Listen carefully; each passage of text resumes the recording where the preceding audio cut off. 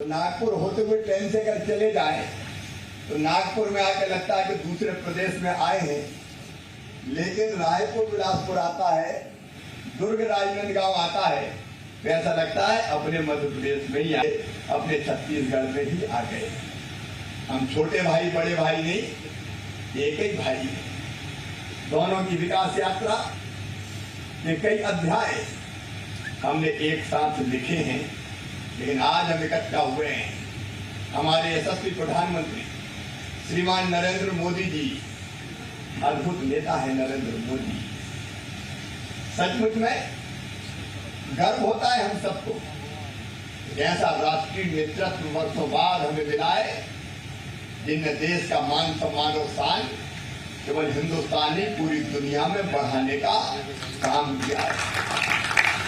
ईश्वरीय शक्ति से संपन्न हमारे नेता, दुनिया में सर्वाधिक लोकप्रिय नेता, कई मामलों में दुनिया का नेतृत्व करने वाले नेता, डॉक्टर श्यामा प्रसाद मुखर्जी, पंडित दीनदयाल उपाध्याय, अटल जी, अडवाणी जी, जो सपना देखा था, जिनने जनसंघ की स्थापना की, कुशाभाऊ ठाकरे जी, हमारे ऐसे वरिष्ठ नेतागण, एक ही सपना था सबका, काय के लिए भारतीय जनसंघ, एक वैभवशाली भारत, एक गौरवशाली भारत, एक संपन्न भारत, एक समृद्ध भारत, एक शक्तिशाली भारत, एक ऐसा भारत जिसके नौजवान दुनिया के किसी कोने में जाए तो सीना तान के कहे हम भारतीय हैं। ऐसे भारत के निर्माण के लिए पीढ़ियां की पीढ़ियां खप गई, लेकिन हम आज गौरव और गर्व का अनुभव कर रहे हैं। मन आनंद और प्रसन्नता से भर जाता है। ऐसे भारत का निर्माण अगर हुआ तो माननीय नरेंद्र मोदी जी के नेतृत्व में हुआ। एक अलग भारत, एक न्यू इंडिया, एक नया भारत आज दुनिया के समक्ष खड़ा हुआ है। मेरे बहनों और भाइयों, याद करो एक दिन वो थे जब बात बात में चीन हमें आंखें दिखाता रहता था, चीन हमें डराता, पाकिस्तान डराता, श्रीलंका जैसे देश डराते थे, फिजी से देश हमें डराते थे, और तब हम आंख मिला के बात नहीं कर पाते थे। अरे कांग्रेस को भूल गए क्या? कौन इस देश पे नारे लगाए, हिंदी चीनी भाई भाई, हिंदी चीनी भाई भाई नारे लगाते रहे पंडित जवाहरलाल नेहरू, और कब चीन घुस गया आके हमारे देश की सीमा के अंदर, पंडित नेहरू जी आपको पता ही नहीं चला। और पंडित नेहरू का सोच देखिए, कांग्रेस का सोच देखिए। चीन ने जब हमारी जमीन दबा ली और भारत की संसद में एक ब्रिटिश सांसद ने जब ये मामला उठाया कि चीन ने हमारी हजारों वर्ग किलोमीटर जमीन पर कब्जा कर लिया है, तो पंडित नेहरू जी का जवाब था, वो जमीन का क्या करेंगे, उसमें तो घास के तिनका तक पैदा नहीं होता। तब सांसद जी ने जवाब दिया था, पंडित जी आपके सिर पे भी एक बाल नहीं है, क्या इसको भी बेकार समझ के काट देना चाहिए, फेंक देना चाहिए? ये सोच थी कांग्रेस पवित्र भारत भूमि के बारे में, जिसके बारे में अटल जी ने कभी कहा था, ये देश हमारे लिए केवल जमीन का टुकड़ा नहीं है, जीता जागता राष्ट्र पुरुष है, हिमालय इसका मस्तिष्क है, गौरी शंकर इसकी शिखा है, पंजाब और बंगाल इसके दो विशाल बाहु है, दिल्ली दिल है, विंध्याचल तटी है, पूर्वी घाट और पश्चिमी घाट इसकी दो विशाल जंगाएं हैं, कन्याकुमारी इसके पंजे, सागर इसके चरण पखाड़ता है, सूरज और चंद्रमा इसकी आरती उतारते हैं। ये वीरों की भूमि है, ये सूरों की भूमि है, ये अर्पण की भूमि है, ये तर्पण की भूमि है। यहाँ का कंकर कंकर हमारे लिए शंकर है, यहाँ का बिंदु बिंदु हमारे लिए गंगा जल है, यहाँ का बच्चा बच्चा हमें प्यारा है, यहाँ का जन जन हमें दुलारा है। हम जिएंगे तो इसके लिए, और अगर कभी मरना पड़ा तो मरेंगे भी जिसके लिए। और मरने के बाद अगर हमारी राख भी समुद्र में फेंक दी जाएगी तो वहां से भी एक ही आवाज आएगी, भारत माता की जय।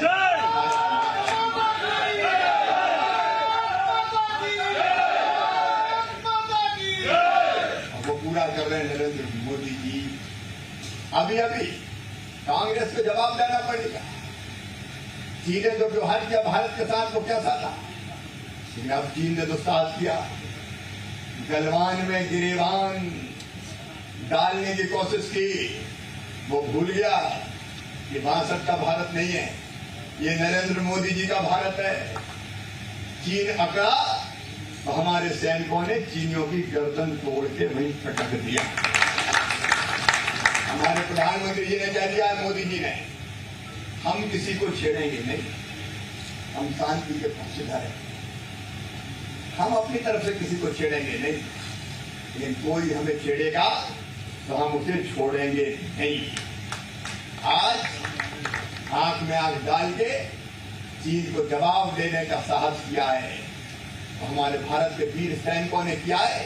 मैं भारत के वीर सैनिकों को प्रणाम करता हूं, उनके चरणों में प्रणाम करता हूं।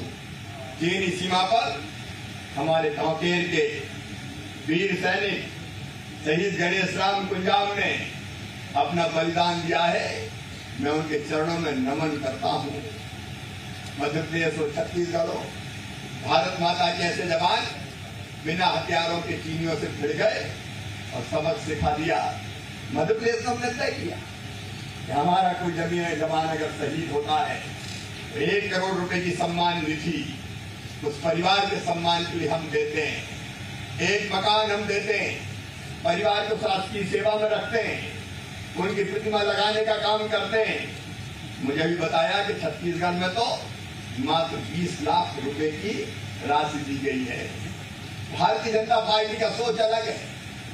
मैं अमर शहीदों का चारण उनके यश गाया करता हूं, जो कर्ज राष्ट्र ने खाया है मैं उसे चुकाया करता हूं। ये संदेश है प्रधानमंत्री नरेंद्र मोदी जी का। मेरे प्रिय बहनों और भाइयों, भारत और चीन विवाद के लिए कोई जिम्मेदार थे तो पंडित जवाहरलाल नेहरू जिम्मेदार थे। कश्मीर में धारा 370 अगर कोई जिम्मेदार थे तो पंडित जवाहरलाल नेहरू जिम्मेदार थे। आंख में आंख मिला के बात करो कांग्रेसियों, कौन ने कश्मीर में धारा 370 लगाई? एक देश पर 2 निशान, 2 विधान, 2 प्रधान, कौन ने इसका प्रावधान किया? पंडित जवाहरलाल नेहरू और कांग्रेसियों, तुमने इसका प्रावधान किया। लेकिन धन्य नरेंद्र मोदी जी एक इतिहास पुरुष, कोई सोचता नहीं। भारतीय जनता पार्टी के कार्यकर्ता भी सोचते थे ये धारा 370 शायद कभी हटेगी नहीं, ये तो केवल नारा लगाने मात्र के लिए है। लेकिन दोबारा प्रधानमंत्री बने नरेंद्र मोदी जी, गृह मंत्री हमारे अमित शाह जी, लोग देखते रह गए, सोचते रह गए। कोई कहता था ज्यादा कुछ नहीं होगा, छोटा मोटा परिवर्तन होगा, कोई कहता था केवल 35A हटेगी।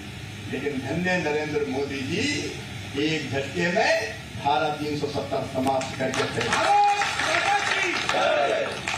लोग सोचते रह गए, देखते रह गए, किसमें ऐसा फौज, किसमें ऐसा साहस और किसमें ऐसी दम थी। अगर वो दम थी तो नरेंद्र मोदी जी में थी, अमित भाई शाह में थी। कश्मीर से धारा 370 समाप्त, 3 तलाक का कलंक मेरी मुस्लिम बहनों को किसने दिया? राजीव गांधी जी ने।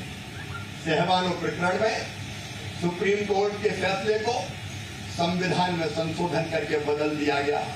3 तलाक एक अमानवीय प्रथा थी जो कई मुस्लिम देशों में नहीं थी।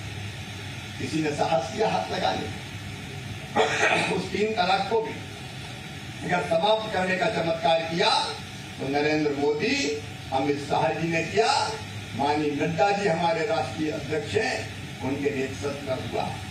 एक ऐसी कुप्रथा जो कलंक थी भारत के माथे पर, उसको समाप्त किया तो नरेंद्र मोदी जी ने किया।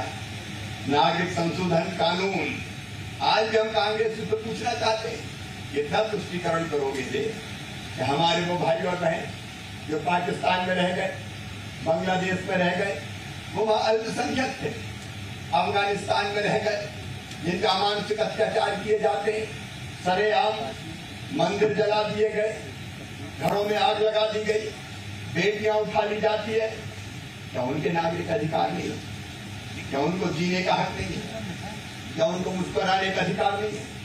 और उनके लिए जब ये कानून बनाया माननीय नरेंद्र मोदी जी ने, कि वो भारत की नागरिकता जो यहाँ पे आए हैं वर्षों पहले दी जाएगी, तो यही कांग्रेस थी जिसने CAA का विरोध करने का पाप और अपराध किया।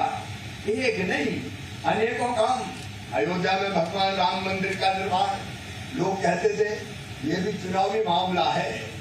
जब चुनाव आते हैं तब कहने लगते राम लला हम आएंगे, मंदिर वहीं बनाएंगे। लोग मजाक उड़ाते थे, ये असंभव है, ये हो नहीं सकता, ये तो वोटों की राजनीति है। लेकिन धन्य नरेंद्र मोदी जी, एक झटके में सुप्रीम कोर्ट से फैसला हो गया और भगवान राम की जन्मभूमि अयोध्या में भव्य मंदिर के निर्माण का मार्ग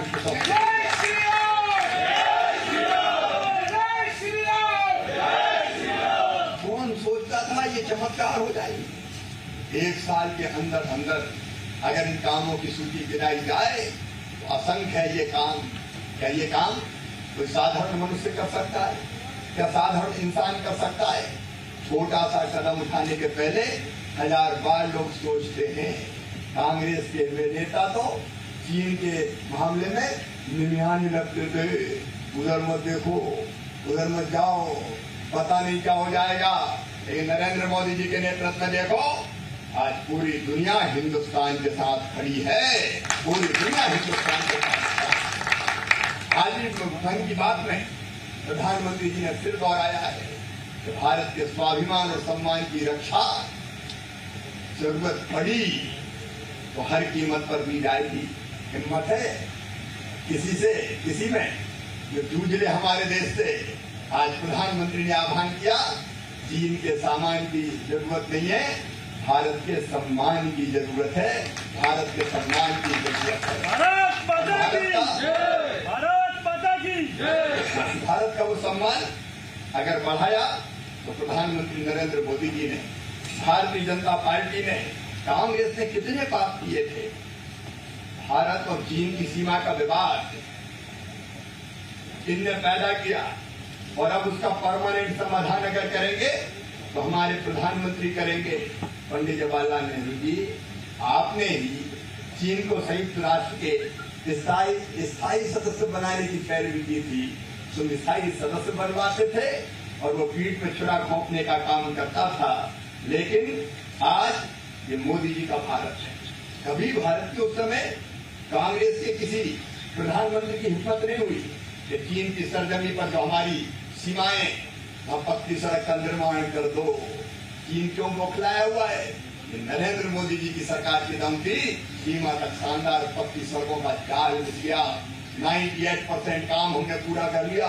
चीन बौखलाया हुआ है, चीन परेशान है। चीन सोचता है कि भारत अगर इसी तरह बढ़ता रहा तो दुनिया में ये एकमात्र देश है जो चीन को मात दे सकता है। और आज हम कहना चाहते हैं, भारत की सरजमी पर खड़े होकर चीन को सावधान, तुम तो भारत का कुछ नहीं बिगाड़ पाओगे। 130 करोड़ भारतीय अगर अपनी पे आ गए तो चीन तबाह और बर्बाद हो जाएगा। आज नेतृत्व अगर हमारा कर रहे हैं तो माननीय नरेंद्र मोदी जी कर रहे हैं। अब हमने तो चीन के साथ सतम साक्षम समाज है, जो जैसा व्यवहार हमसे करेगा हम उससे वैसा ही व्यवहार करेंगे। लेकिन कांग्रेस ने क्या किया, मैं आज याद दिलाना चाहता हूं छत्तीसगढ़ के मेरे प्रिय बहनों और भाइयों, ये चीन था। अभी 2005 और 6 में पीपुल्स रिपब्लिक ऑफ चाइना दूतावास ने मीडिया की रिपोर्ट से पता चला है, हम भारतीय जनता पार्टी के लोग नहीं कह रहे, मीडिया की रिपोर्ट कह रही है कांग्रेस पार्टी को 90 लाख रुपए का डोनेशन दिया इस चीन ने दिया। क्या कांग्रेसियों, तुमने शर्म और लाज बेच के खा ली? 90 लाख रुपया काय के लिए बताओ। और किस फाउंडेशन को मिला जिसकी चेयरपर्सन है श्रीमती सोनिया गांधी। मैडम सोनिया गांधी, जवाब दो, 90 लाख रुपए काय के लिए थे? मनमोहन सिंह जी, पी चिदम्बरम जी, जवाब दो। राहुल गांधी जी, जवाब दो। चीनी दूतावास से फंड लेने के बाद राजीव गांधी फाउंडेशन ने रिसर्च के माध्यम से फ्री ट्रेड की वकालत की। यह है चीन का और कांग्रेस पार्टी का गुपचुप समझौता। गुपचुप समझौता तुम चीन से करते हो, ये देश जानना चाहता है। राजीव गांधी फाउंडेशन ने किस काम के लिए चीन से ये पैसे लिए हैं। आधी रात में चोरी चोरी चुपके चुपके राहुल गांधी क्यों चीन के दूतावास में जाते हैं? और केवल चीन के दूतावास में नहीं जाते, पता नहीं कब देश से निकल के कहां जाते हैं। इसका जवाब क्या कांग्रेस के पास है? कांग्रेस और चीन का कनेक्शन क्या है? आज मैडम सोनिया गांधी देश को आपको बताना पड़ेगा। सोनिया गांधी जी, देश के सामने आपको पूरा सच रखना चाहिए। चीन से डोनेशन तुम लो, चीन की कम्युनिस्ट पार्टी के साथ दोस्ती तुम करो, चीन के सामने आत्मसमर्पण तुम करो और उल्टे राष्ट्रभक्ति का पाठ हमें पढ़ाओ। धिक्कार है ऐसी कांग्रेस पर। हमें गर्व है भारतीय जनता पार्टी पर और देश के नेता नरेंद्र मोदी पर। एक परिवार की गलती के कारण, इसी कांग्रेस के एक परिवार की गलती के कारण 43,000 वर्ग किलोमीटर जमीन आज भी चीन के कब्जे में गई है। कांग्रेस को तो देश से माफी मांगनी चाहिए। इस पार्टी को तो देश की सुरक्षा पे बोलने तक का हक नहीं है। मेरे प्रिय बहनों और भाइयों, एक तरफ देश की सुरक्षा, देश का सम्मान, सीमाओं की रक्षा और दूसरी तरफ सबका साथ और सबके विकास का मूल मंत्र। कहाँ था भारत मेरे बहनों और भाइयों? आज भारत कहाँ पहुंच गया? इस कोरोना काल में जब चारों तरफ दुनिया में तबाही मची हुई है, मुझे कहते हुए गर्व है हमारे प्रधानमंत्री श्रीमान नरेंद्र मोदी समय रहते उन्होंने देश को जिताने का काम किया। 20 मार्च के दिन उन्होंने मुख्यमंत्रियों की बैठक बुला ली। 22 मार्च के दिन जनता कर्फ्यू लगाया। 24 मार्च के दिन लॉकडाउन घोषित किया। भूपेश बघेल जी, मैं आपसे पूछना चाहता हूँ, कांग्रेस बात करती है मोदी जी ने लॉकडाउन कैसे लगा दिया, लॉकडाउन लगाओ तो आपत्ति है, लॉकडाउन कैसे खोल दिया, खोल दो तो आपत्ति है। क्या भूपेश बघेल आपको नरेंद्र मोदी जी ने बुलाया नहीं था वीडियो कॉन्फ्रेंसिंग में? हर मीटिंग में जाते हो, वीडियो कॉन्फ्रेंसिंग में बोलते हो लॉकडाउन बढ़ाना चाहिए, लॉकडाउन हटाना नहीं चाहिए। उधर तो बोलते हो लॉकडाउन लगाओ, लॉकडाउन मत हटाओ, और इधर कांग्रेस बोलती है लॉकडाउन लगा कैसे दिया। अरे मैडम सोनिया गांधी, ये तो बताओ, तुम्हारे मुख्यमंत्री तुमसे कुछ पूछते हैं कि नहीं पूछते? क्या दिल्ली दरबार कांग्रेस का इतना कमजोर हो गया कि जिसके छत्रपति जिसको कभी पूछते नहीं है, बिना पूछे काम करते हैं? दोहरी नीति कांग्रेस की। प्रधानमंत्री जी थे जिन्हें एक बार नहीं 6 बार सभी दलों के मुख्यमंत्रियों से वीडियो कॉन्फ्रेंसिंग के जरिए चर्चा की। संघीय लोकतंत्र का ये सबसे शानदार उदाहरण है कि प्रधानमंत्री जी ने अपनी टीम में मुख्यमंत्रियों को भी शामिल किया। संघवाद का अद्वितीय उदाहरण प्रधानमंत्री जी ने प्रस्तुत किया है और ये प्रधानमंत्री का चमत्कार है। अगर भारत के प्रधानमंत्री समय पर जागरूक नहीं करते तो मेरे बहनों और भाइयों, ये महामारी कितना विनाश करते। आज देखिए, विश्व में कोरोना संक्रमण की दर 108 प्रति लाख है। भाई भारत में आंकड़ा महज 28 है। इसी तरह विश्व में कोरोना से मृत्यु की दर अगर 5.87 प्रति लाख है तो हमारे देश में केवल 0.92 ही है। प्रधानमंत्री श्रीमान नरेंद्र मोदी जी की जागरूकता के कारण आज देश बचा है और आज भी लगातार वो प्रयास कर रहे हैं कि भारत को सुरक्षित रखने का काम करें। तुमने क्या दिया भैया छत्तीसगढ़ में? भूपेश बघेल जी बताओ। और ये प्रधानमंत्री नरेंद्र मोदी है जिन्हें 1,70,000 करोड़ का गरीब कल्याण पैकेज सबसे पहले दे दिया। भूपेश बघेल जी, जो गरीब मेरी बहनें थी, उनके खाते में, जनधन खाते में एक बार नहीं 2 बार नहीं 3 बार 500 रुपया अगर डाले तो प्रधानमंत्री नरेंद्र मोदी ने डाले।